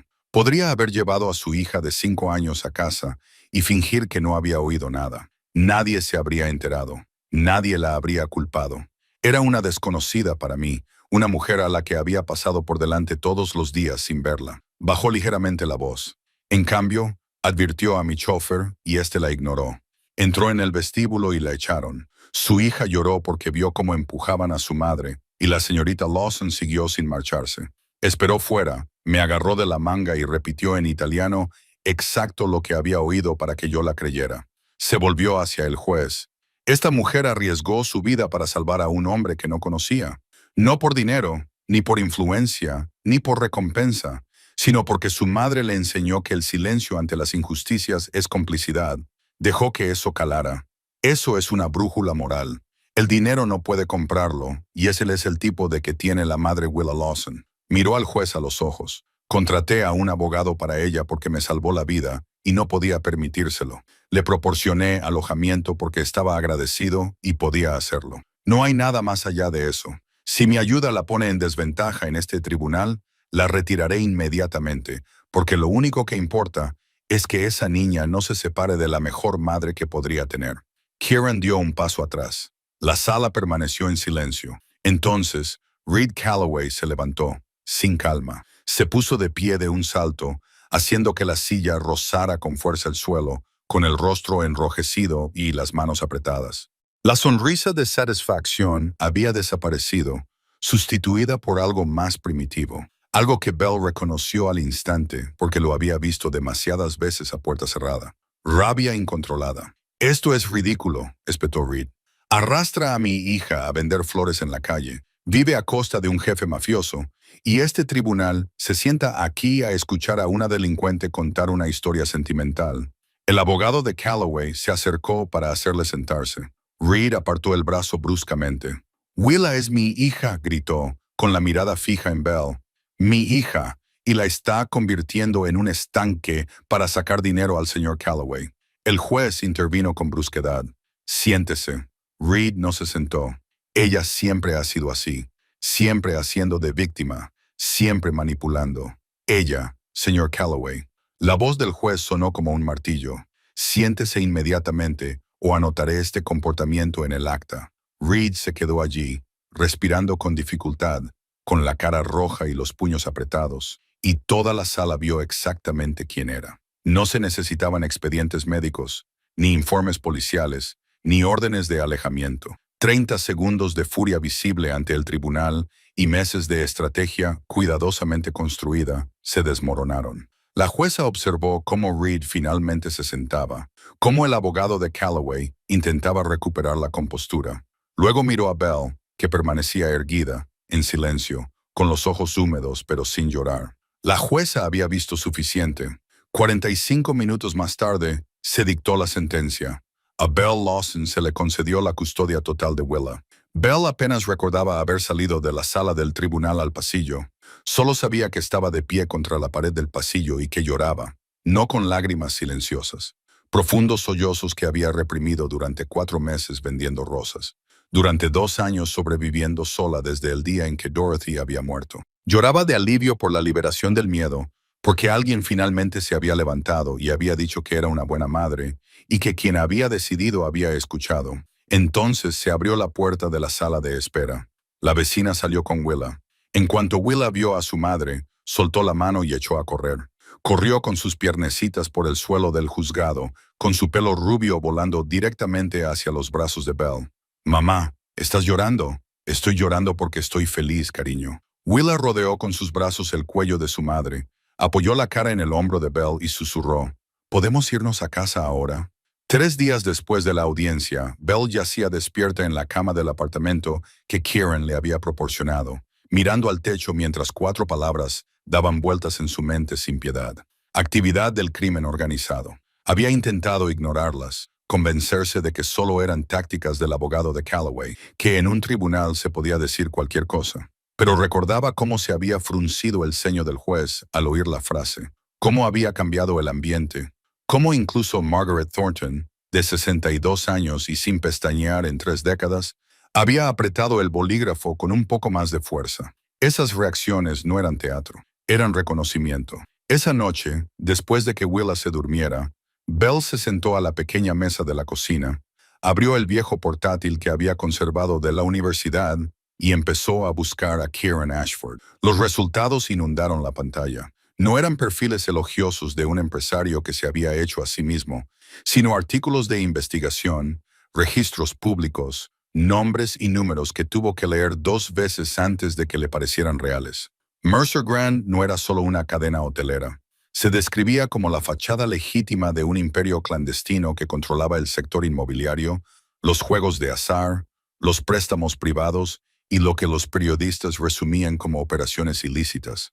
El FBI había citado a Kieran 2 veces. El Departamento de Policía había abierto 4 investigaciones en la última década. Ninguna había dado lugar a cargos, pero bastaba para que cualquier miembro de las fuerzas del orden supiera exactamente quién era Kieran Ashford. Había artículos sobre competidores que habían quebrado tras negarse a venderle propiedades. Fuentes anónimas describían sus métodos como despiadados, precisos, sin excepción. Una fotografía lo mostraba saliendo de un tribunal federal tras su segunda citación, con el rostro sereno, la mirada firme, sin rastro de miedo. Bell estudió esa fotografía durante mucho tiempo. Ese era el rostro que había visto todos los días fuera del hotel. El hombre que se había sentado a su lado en la acera mientras trabajaba el equipo de desactivación de bombas, que había contratado a un abogado para evitar que perdiera a Willa, que la había mirado en una cafetería y le había dicho que precisamente por eso quería ayudarla, con un tono que ella había creído sincero. Y ese era también el hombre al que el FBI investigaba por blanqueo de dinero. Cerró el portátil y entró en la habitación de Willa. Su hija dormía. Su cabello rubio se extendía sobre la almohada. La rosa seca de aquella tarde descansaba sobre la mesita de noche. Tenía la boca ligeramente abierta, la respiración tranquila y una manita enroscada sobre la manta. Belle se quedó allí de pie y sintió que la pregunta la golpeaba una y otra vez como las olas. Había sacado a su hija del mundo de Reed Calloway, un mundo en el que la violencia se escondía tras puertas cerradas. ¿Y en qué mundo estaba entrando ahora? El mundo de Karen Ashford, donde se colocaban bombas bajo los asientos de los coches. Los guardias de seguridad traicionaban a sus empleadores. Los jefes del crimen rivales conspiraban en las sombras y peligros que ella ni siquiera comprendía del todo se movían bajo la superficie. Willow tenía 5 años. Había visto cómo empujaban a su madre desde el vestíbulo de un hotel. Había extendido los brazos para protegerla. Se había sentado envuelta en una manta de emergencia mientras un equipo de artificieros desmantelaba un artefacto explosivo. Había visto suficiente para toda una vida. Belle no permitiría que viera más. Volvió a la sala de estar, cogió el teléfono y llamó a Kieran. Él respondió después de 2 tonos. Belle, su voz era firme, pero había algo más suave en la forma en que pronunciaba su nombre que la primera vez, como si se hubiera vuelto familiar en su boca. «Sé quién eres», dijo Belle. Su voz temblaba, pero cada palabra era clara, cada una ensayada en su mente durante las últimas 2 horas. «Lo he leído todo. Sé lo que haces. Sé lo que es Mercer Grand. Sé lo que el FBI ha dicho sobre ti». Silencio en la línea. «Te estoy agradecida», continuó, y su voz se quebró allí porque esa parte era cierta, dolorosamente cierta. «Me defendiste en el juicio. Me ayudaste a quedarme con Willa. Nunca lo olvidaré». Respiró hondo. «Pero no puedo dejar que mi hija crezca en ese mundo. La alejé de un hombre peligroso. No la pondré en la órbita de otro, aunque haya sido amable conmigo, aunque me haya salvado la vida». Tragó saliva. «Por favor, no vuelvas a ponerte en contacto conmigo». Hubo un silencio tan largo que pensó que la llamada se había cortado. Entonces, la voz de Kieran volvió, baja y tranquila, con un tono que ella nunca había oído antes en él. No era ira, ni frialdad, sino algo parecido a la tristeza. «Lo entiendo». 2 palabras. Luego, la línea se cortó. Belle bajó el teléfono, miró la pantalla oscura y lloró. Había elegido a su hija por encima del hombre que le había salvado la vida. Si tu corazón se siente pesado, como un martillo, suscríbete para seguir lo que viene a continuación, porque hay sombras por delante que Belle aún no puede ver, y Kieran Ashford está a punto de enfrentarse al mayor vacío de su vida. Kieran dejó el teléfono sobre su escritorio muy lentamente, como si colocarlo más rápido pudiera hacer que algo dentro de él se rompiera con tanta fuerza que se oyera. El ático estaba en silencio. La ciudad al otro lado de las paredes de cristal seguía iluminada, seguía moviéndose, seguía viva, pero esta habitación parecía vacía. Sobre su escritorio, entre informes financieros y archivos de reestructuración de seguridad, yacía abierto el dibujo a lápiz de Willa. 3 figuras, una madre con flores, una niña rubia y un señor alto con traje gris. Kieran se quedó mirando el dibujo y, por primera vez, entendió por qué le dolía. No porque fuera bonito, sino porque era lo único en esa habitación creado por alguien que realmente quería tenerlo cerca. Y esa niña acababa de ser sacada de su vida por su madre. Belle tenía razón. Él sabía que tenía razón. Eso era lo peor. Si se hubiera equivocado, podría haberse enfadado. Podría haberla llamado, discutir, persuadirla. Pero no se había equivocado. Ella había dicho que él era peligroso, y lo era. Ella había dicho que su mundo no era seguro para una niña, y no lo era. Hace 2 semanas había una bomba debajo del asiento de su coche. Una niña de 5 años estaba sentada en la acera a menos de 10 metros, envuelta en una manta de emergencia de aluminio. Si Belle no hubiera escuchado esa conversación, si no hubiera sido valiente hasta el punto de la imprudencia, esa niña podría haber estado cerca de él cuando detonó. Las perdió.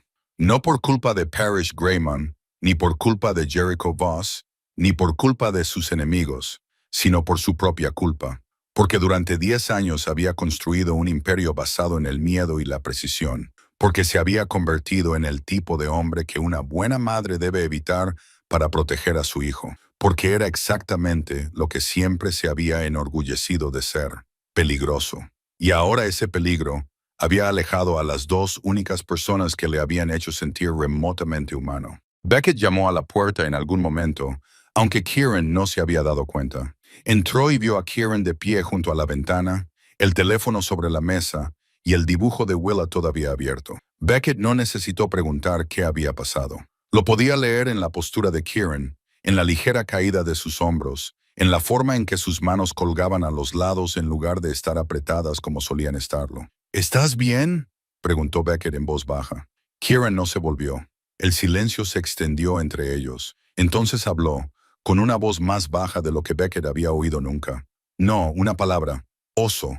Sin defensas, sin explicaciones, sin barreras. Pero eso es culpa mía. Beckett se quedó quieto.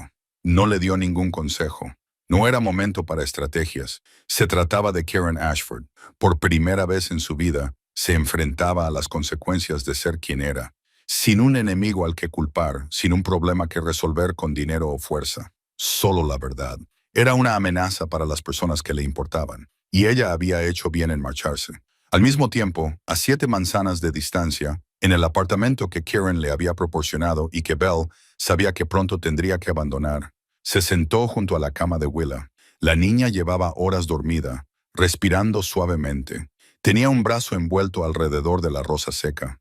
Un segundo dibujo pegado con cinta adhesiva a la pared sobre ella. De nuevo 3 figuras. Madre, hija y señor alto. Belle le apartó el pelo a su hija con suavidad, una y otra vez, como un ritual silencioso. Y lloró. No en voz alta, no con sollozos, solo lágrimas que le resbalaban por la cara en silencio. El tipo de llanto que había aprendido durante los años con Reed, el que no despertaba a la persona que tenía al lado.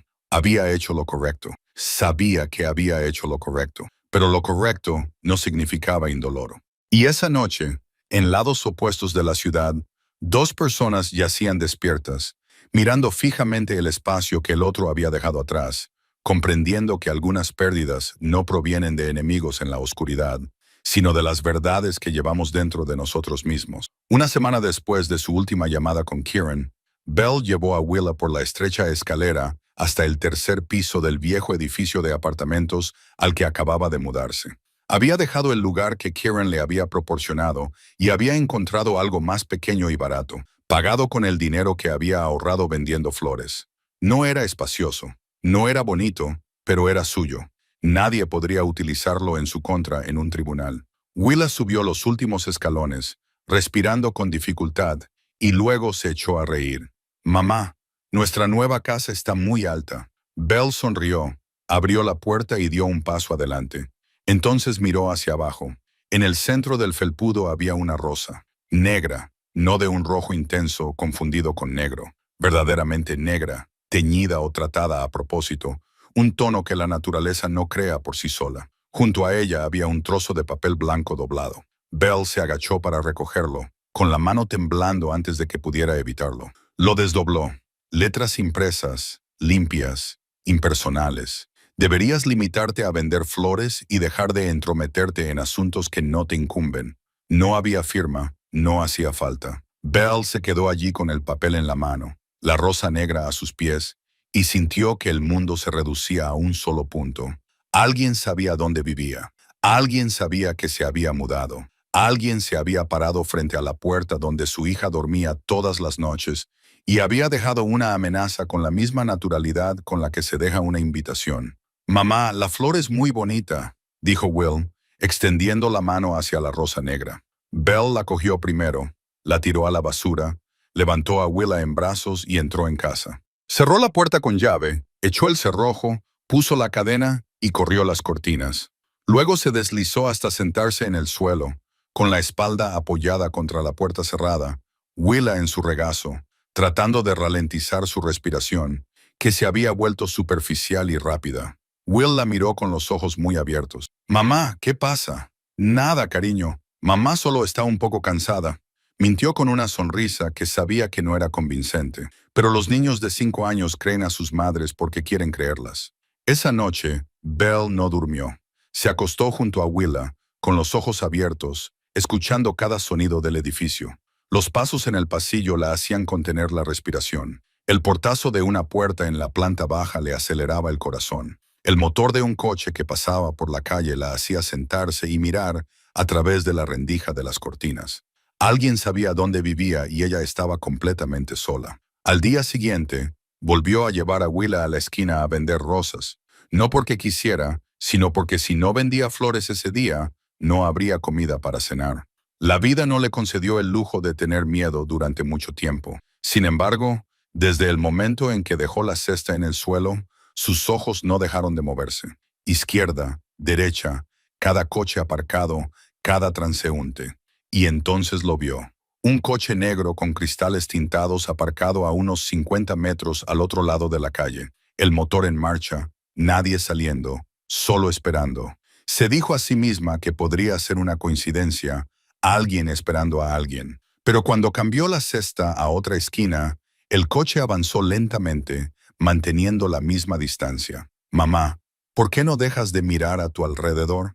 Will levantó la vista de los pedales. Ella estaba aplastada, con los ojos azules claros, sin rastro de miedo, porque no sabía que había nada que temer. Y Belle quería que siguiera así, simplemente mirando al cielo. Cariño, un día precioso. Sonrió a su hija mientras en su interior chocaban dos voces. La primera era el orgullo y los principios. La voz que había utilizado una semana antes para decirle a Kieran que no volviera a ponerse en contacto con ella. Esa voz decía que había marcado un límite.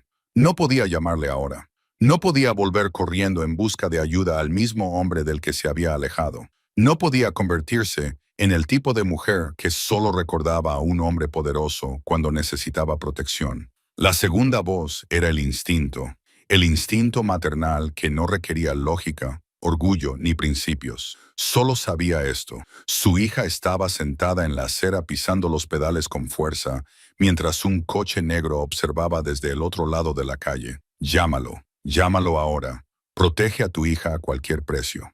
Belle no llamó. Metió el teléfono más profundamente en su bolsillo, como si la distancia física pudiera mantener intacta su determinación. No llamó, pero tenía miedo. Tanto miedo que cuando Willa levantó una rosa y dijo, «Mamá, esta es la más bonita». La mano de Belle tembló tanto que casi se le cae. Beckett entró en la oficina de Kieran sin llamar. Por primera vez en 10 años de trabajar codo con codo, no llamó, y eso bastó para que Kieran levantara la cabeza de la pila de papeles que tenía delante. Parrish tiene a alguien vigilando a la señorita Lawson. 6 palabras. La voz de Beckett era tranquila, pero sus ojos no lo eran. Sus ojos decían, esto es urgente. Una rosa negra dejada en su puerta con una amenaza adjunta. Un coche que la seguía a ella y a la niña mientras vendían flores. Mi gente confirmó hace 2 días que el vehículo pertenece a Parrish. Lo hice seguir a cambio, pero esperé a verificarlo antes de traértelo. Kieran se puso de pie, no lentamente, ni con calma, ni con el levantamiento mesurado y calculado que Beckett había visto 1000 veces antes. Saltó, su silla rodó hacia atrás y golpeó la pared de cristal que tenía detrás. Y en ese instante, Beckett vio algo en el rostro de Kieran Ashford que nunca había visto en 10 años. Miedo.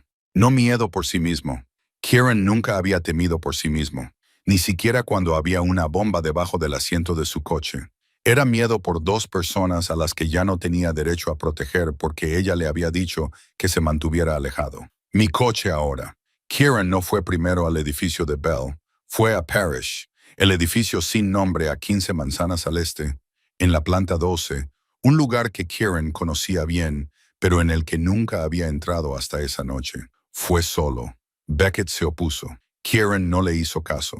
Sin guardaespaldas, sin seguridad, sin armas a la vista. Solo Kieran Ashford, entrando por la puerta de la oficina de Parrish Greymont a las 9 de la noche, como si estuviera entrando en su propia sala de estar. Parrish estaba sentado detrás de su escritorio, sin mostrar sorpresa. Sabía que Kieran vendría. Era parte del juego. Amenazar a la presa más débil, esperar a que apareciera el lobo, estudiar la reacción, encontrar la debilidad. Ashford, dijo Parrish, con la familiar sonrisa fría en una esquina de la boca. He oído hablar de la bodega de flores. Kieran no se sentó. Se quedó de pie en el centro de la habitación, con los brazos colgando a los lados, y miró directamente a los ojos de Parrish. Esa mujer y ese niño no tienen nada que ver con lo que se interpone entre tú y yo. Ella arruinó un plan mío de $700,000. Tiene mucho que ver con ello. Es una vendedora de flores que escuchó por casualidad a 3 idiotas que tú contrataste. La culpa es de tus hombres, no de ella. Parrish ladeó la cabeza sin dejar de sonreír. Sin embargo, tú estás aquí por ella, lo que significa que ella es importante, lo que significa que tengo razón. El silencio se instaló entre ellos. Kieran dio un paso adelante, solo uno, pero el aire de la habitación cambió. Parrish había enfrentado a Kieran durante 10 años. Sabía que Kieran era peligroso. Sabía que era despiadado. Sabía que calculaba cada movimiento con la fría precisión de una máquina. Y Parrish nunca le había temido porque Parrish también calculaba. Parrish también era frío. Parrish entendía las reglas de este mundo. Pero esa noche miró a los ojos de Kieran y vio algo que nunca había visto antes. No era la despiadada frialdad habitual, ni el cálculo, sino algo más primitivo, más volátil, desesperación. La mirada de un hombre que protege lo más importante de su vida. Un hombre que ya no sopesa las consecuencias, que ya no calcula las ganancias o las pérdidas, que ya no juega. La mirada de un animal acorralado, no porque sea débil, sino porque alguien ha alcanzado lo que protege detrás de su cuerpo. «Tócalos», dijo Kieran, con una voz tan baja que era casi un susurro, y dejé de calcular. Acabaré con todo. No con parte de ello, con todo. Contigo, con tus hombres, con tu imperio, con todo lo que has construido en 20 años. Lo reduciré a cenizas y no me importará lo que pierda en el proceso. Parrish ya no sonreía. La fría curva de su boca desapareció, sustituida por la quietud, porque Parrish entendía a las personas. Así era como había sobrevivido durante 20 años en este mundo. Y podía ver que Kieran no estaba lanzando una amenaza. Estaba afirmando un hecho. El hombre que tenía delante estaba dispuesto a prender fuego a todo, incluso a sí mismo, para proteger a una mujer que vendía flores y a una niña de 5 años. Eso no era una debilidad. Era lo más peligroso a lo que Parrish se había enfrentado jamás. «Retira a tu gente», dijo Kieran. Esta noche, Parrish lo estudió durante 5 largos segundos. Luego asintió levemente con la cabeza. Kieran se dio la vuelta y se marchó. No miró atrás. Afuera había empezado a llover. Lluvia de octubre, fría y pesada, de esas que caen sin piedad desde un cielo negro. Kieran condujo hasta el edificio de Bell y aparcó al otro lado de la calle. No subió. No llamó a la puerta. Se quedó bajo la lluvia en la acera frente al edificio y miró hacia la ventana del tercer piso, donde una tenue luz amarilla brillaba a través de las finas cortinas. Luego sacó su teléfono y llamó. Bell respondió después de 4 tonos. No habló. Simplemente respondió y esperó. «Parrish no volverá a molestarte», dijo Kieran. La lluvia le corría por la cara. El pelo se le pegaba a la frente. El traje se le oscureció con el agua. Sin embargo, su voz era firme y suave. «El coche desaparecerá esta noche. Las rosas negras nunca volverán a aparecer en tu puerta». Silencio al otro lado del teléfono. Podía oír su respiración, suave, irregular. «Pido perdón», continuó. «No te pido que vuelvas. No te pido nada. Solo quiero que tú y Willa estéis a salvo. Eso es todo». Luego terminó la llamada, se guardó el teléfono en el bolsillo y se dio la vuelta, caminando solo bajo la lluvia. En el tercer piso, Bell estaba de pie junto a la ventana, con el teléfono aún pegado a la oreja, aunque la línea estaba muerta. Miró hacia abajo y lo vio, una figura alta y delgada que se movía por la acera bajo la lluvia implacable. Sin paraguas, sin prisa, con los hombros ligeramente bajos, sus pasos más pesados que los de Kieran Ashford, al que una vez había visto pasar a grandes zancadas por la acera. No miró atrás, no miró hacia la ventana, simplemente siguió caminando solo bajo la lluvia, haciéndose cada vez más pequeño hasta que su figura desapareció al final de la calle. Bell bajó el teléfono y comenzó a llorar. No porque temiera a las rosas negras, ni porque temiera perecer. No porque temiera nada en absoluto, sino porque acababa de presenciar algo que no habría creído posible 3 meses atrás. El hombre que una vez la miró como si no existiera, se había enfrentado a un señor del crimen por ella. Se había quedado bajo la lluvia frente a su edificio para decirle que estaba a salvo y se había marchado sin pedir nada a cambio. Ni perdón, ni otra oportunidad, ni siquiera gratitud. Y a través de sus lágrimas, supo que Kieran Ashford había cambiado. No porque él dijera que lo había hecho, sino porque el hombre que solía ser nunca habría permanecido bajo la lluvia por nadie. Pasaron 2 meses. Kieran Ashford no llamó a Belle, no le envió ningún mensaje, no le envió flores, no apareció en su puerta, no hizo nada de lo que ella le había pedido que no hiciera. Respetó los límites que ella había establecido.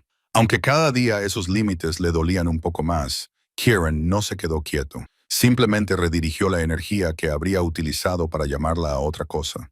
Comenzó a desmantelar al hombre que solía ser. Beckett fue el primero en notar el cambio. No porque Kieran hiciera grandes declaraciones, sino porque las pequeñas decisiones comenzaron a cambiar.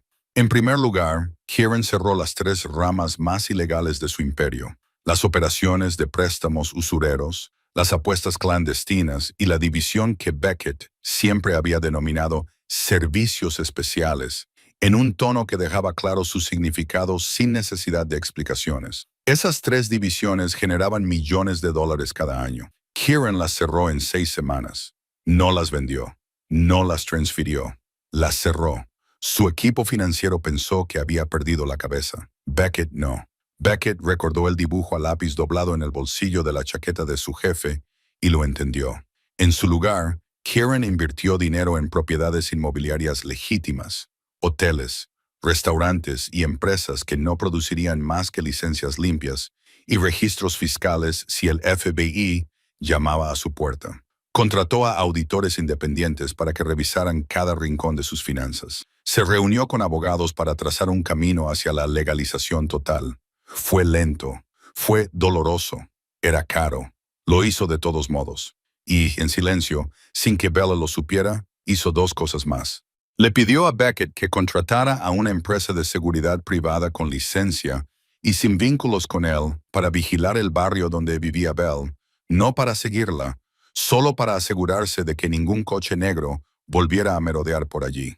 Ninguna rosa negra volvió a aparecer en su puerta y a través de una fundación benéfica, en la que su nombre no aparecía por ninguna parte, financió de forma anónima un programa de ayuda legal para mujeres maltratadas en la ciudad.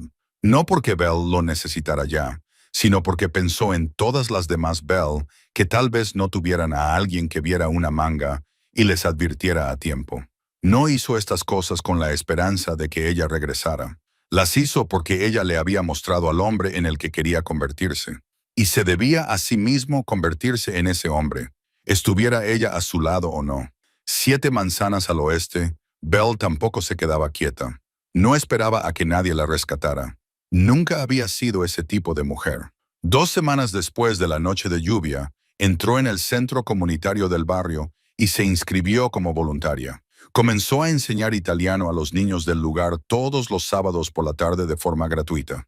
La clase comenzó con 6 niños en una pequeña sala que olía ligeramente a mojo, con una pizarra envejecida y rotuladores que se estaban secando. Belle se ponía delante de ellos y les enseñaba el italiano de Dorothy, con las canciones de cuna que su madre le cantaba, con los cuentos de hadas que le contaba junto a la estufa en las tardes de invierno, y los niños la adoraron desde el primer día. Willa se sentaba en la primera fila, orgullosa de que su madre estuviera ahora delante de una pizarra en lugar de en la acera. Al mismo tiempo, Belle presentó solicitudes de becas para volver a la Facultad de Medicina. 3 solicitudes, 3 facultades diferentes. Escribía sus ensayos después de medianoche, cuando Willow se dormía, sentada en la pequeña mesa de la cocina bajo una suave luz amarilla. Contaba su historia sin pedir compasión. Contaba la verdad. Enviaba cada solicitud con manos temblorosas que albergaban tanto la esperanza como el miedo al rechazo. Y durante esas largas noches de escritura, otra idea comenzó a tomar forma. Un centro comunitario. Nada grandioso. Solo un lugar donde madres como ella pudieran acudir y encontrar clases gratuitas para sus hijos, asesoramiento legal, una comida caliente y alguien que les dijera, os entiendo y lo digo de verdad. Empezó a esbozar planes en trozos de papel, garabateando, tachando, reescribiendo, añadiendo un poco más cada noche. Una noche, Cerca de las 2 de la madrugada, Belle estaba sentada a la mesa de la cocina con el pelo recogido sin apretar, una taza de café frío a su lado y papeles esparcidos por toda la superficie, cuando se oyeron unos pequeños pasos en el suelo. Willis estaba de pie en la puerta, con los ojos entrecerrados por el sueño, agarrando su rosa seca, con el pelo rubio enredado. «Mamá, ¿qué estás haciendo?» «Estoy construyendo un lugar», dijo Belle en voz baja, acercándola a ella. «Un lugar para ayudar a personas como nosotros, personas que no tienen a nadie que las ayude».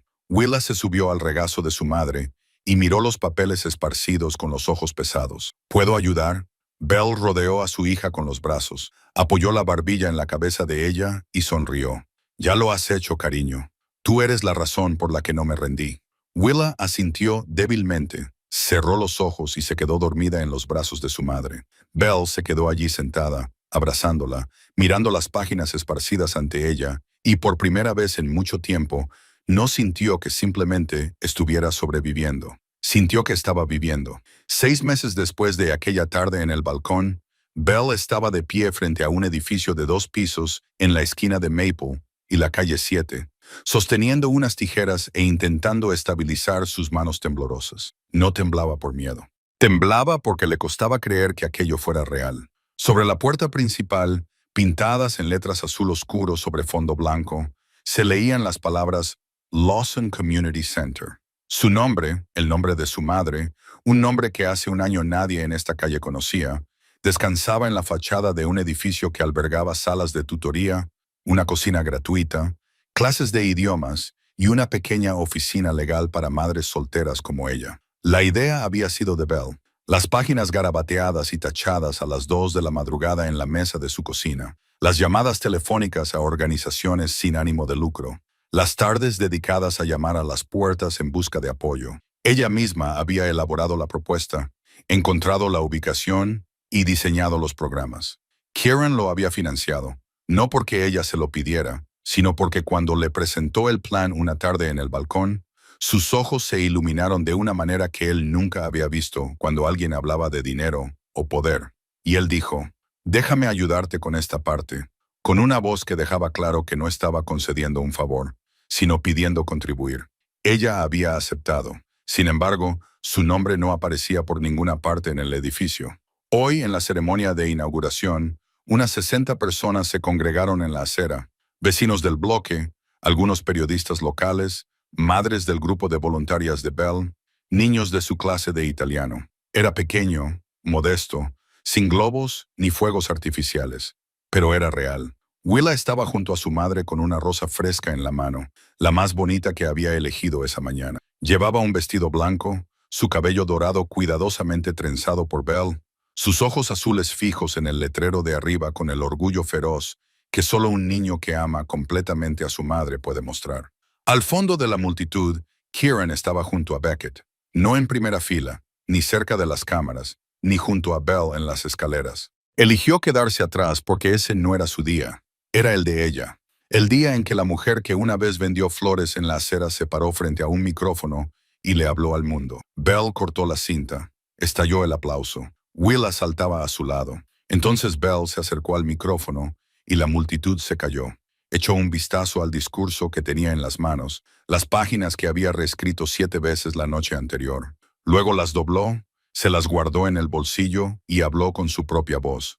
Hace un año vendía flores en la acera y creía que era invisible. Su voz era suave pero firme. No temblaba, no se quebrantaba. Era la voz de una mujer que había llorado lo suficiente como para saber cuándo dejar de llorar y empezar a hablar. Me paraba en esa esquina todos los días ofreciendo rosas de $3 a los desconocidos que pasaban. Y nadie se detenía. Nadie me veía. Miró a Willa. La niña observaba a su madre, la rosa presionada contra su pecho, con los ojos brillantes. Hoy quiero decir algo a todos aquellos que se sienten invisibles. Su voz se hizo más fuerte. El hecho de que la gente no te vea no significa que no importes. Tú importas. Tu voz importa. A veces, la voz más pequeña es la que transmite la mayor verdad. Hubo un breve silencio. Luego los aplausos volvieron a sonar. Willa aplaudió con más fuerza. La rosa atrapada entre sus pequeñas palmas, su sonrisa tan amplia que casi le cerraba los ojos. Al fondo de la multitud, Kieran Ashford sonrió. No era la sonrisa pública y pulida que había lucido durante una década en la entrada del Mercer Grand, sino una sonrisa auténtica, pequeña, casi imperceptible, a menos que se mirara de cerca, pero indudablemente real. Beckett estaba a su lado, miró hacia allí y no dijo nada, porque entendía que hay momentos en los que el silencio es lo más amable que una persona puede ofrecer a otra. Un año después, Kieran Ashford estaba sentado en la oficina del ático, en la planta 20 del Mercer Grand. La misma habitación, el mismo escritorio de roble, las mismas ventanas del suelo al techo con vistas a la ciudad. Sin embargo, todo había cambiado. Jericho Voss cumplía una condena de 18 años en una prisión federal. Crane y Duff cumplían condenas de 12 años cada uno. Parrish Graymon había perdido casi toda su influencia después de que el FBI desmantelara sus 3 operaciones más importantes, utilizando pruebas que Kieran había filtrado discretamente a través de un intermediario, no por venganza, sino para garantizar que las rosas negras nunca volvieran a aparecer en la puerta de nadie. El imperio Mercer se había reconstruido desde sus cimientos. Se completaron auditorías independientes. Las divisiones ilegales se cerraron definitivamente. Se estaban llevando a cabo 8 proyectos inmobiliarios legítimos. Y, por primera vez en una década, cuando los agentes federales revisaron los registros de Kieran Ashford, no encontraron nada más que licencias y recibos de impuestos en regla. El proceso había sido lento, doloroso y costoso, pero limpio. Sobre el escritorio de Kieran, entre informes financieros y contratos, descansaban 3 objetos que no tenían nada que ver con los negocios. El primero era el dibujo a lápiz, con las esquinas ligeramente desgastadas por haber sido desplegado demasiadas veces. 3 figuras, una madre con flores en las manos, una niña rubia y un señor alto vestido de gris. El segundo era un dibujo más reciente, también a lápiz, esta vez con un gato callejero y un edificio debajo del cual Willa había escrito con letras cuidadas el centro de mamá. El tercero era una fotografía del día de la inauguración del centro comunitario Lawson. Bell sostenía unas tijeras para cortar la cinta, Willa a su lado con una rosa en la mano, y al fondo, casi oculto entre la multitud, la silueta de Kieran. Cada mañana antes de empezar a trabajar, miraba esas 3 cosas. No era un ritual, era un hábito. El tipo de hábito que un hombre no nota hasta que alguien se lo señala. Beckett llamó a la puerta. Esta vez llamó, a diferencia del día en que le había dado la noticia sobre Parrish. Señor, han llamado de la escuela de Willis. Kieran levantó la vista de inmediato, enderezando la postura y agudizando la mirada, el reflejo de un hombre acostumbrado desde hacía mucho tiempo a las malas noticias relacionadas con esas 2 personas. ¿Qué ha pasado? Nada malo, dijo Beckett rápidamente, reconociendo la reacción. Es la mejor de su clase. El profesor quiere reunirse con los padres para hablar de un programa avanzado para ella. Kieran relajó los hombros y Beckett captó una leve sonrisa en la comisura de los labios de su jefe, a pesar de su intento por mantener la compostura. Conciértemelo. No tiene por qué asistir a una reunión de padres, señor. Quiero hacerlo. No dio más explicaciones. No eran necesarias. Beckett asintió, tomó nota y salió de la habitación. Hacía tiempo que había dejado de sorprenderse. Kieran volvió a su escritorio cuando su teléfono vibró. Un mensaje de Bell con una fotografía adjunta. Lo abrió. Willis estaba de pie con su uniforme escolar, con su cabello dorado trenzado en 2 pulcras trenzas, sonriendo tan ampliamente que sus ojos casi se cerraban, de pie ante un tablón que anunciaba que era la primera de su clase. Debajo de la imagen, Bell había escrito, la pequeña vendedora de flores de antes, y luego otra línea. Pregunta cuándo volverá a llevarla el señor Kieran a tomar un helado. Kieran observó la fotografía durante un largo rato. Observó la sonrisa de Willa, una sonrisa que quizá nunca habría visto si Bell hubiera decidido llevar a su hija a casa aquella tarde de martes. En lugar de agarrarle de la manga, estudió las palabras de Bell escritas por la mujer que lo había excluido de su vida para proteger a su hija, y luego le permitió volver cuando demostró ser digno, no con promesas, sino con acciones, tras meses de permanecer bajo la lluvia sin pedir nada, tras reconstruir un imperio desde cero.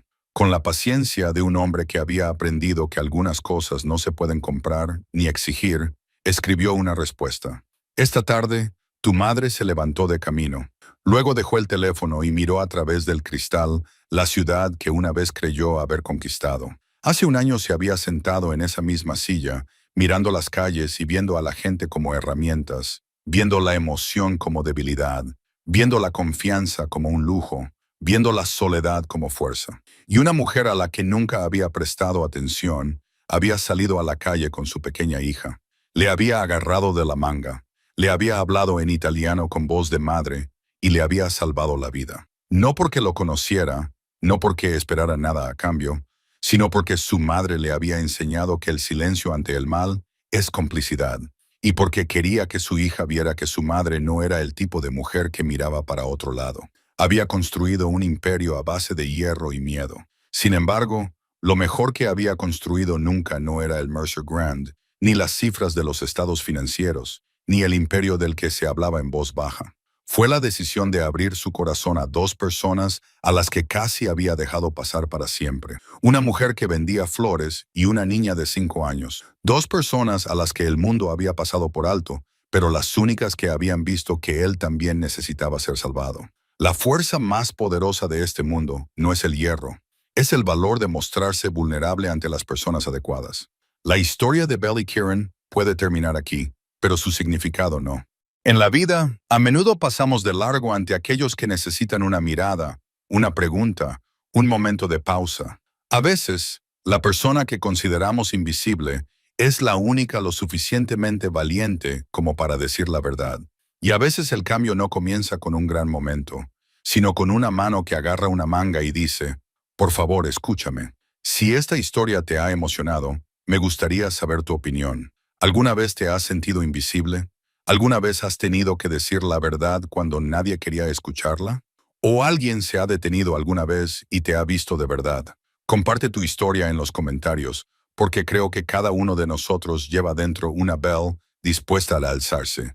Y sería un honor para mí escuchar esas historias que salen de tu corazón. Si te ha gustado esta historia, por favor considera darle a me gusta y compartirla con alguien que pueda necesitar escucharla.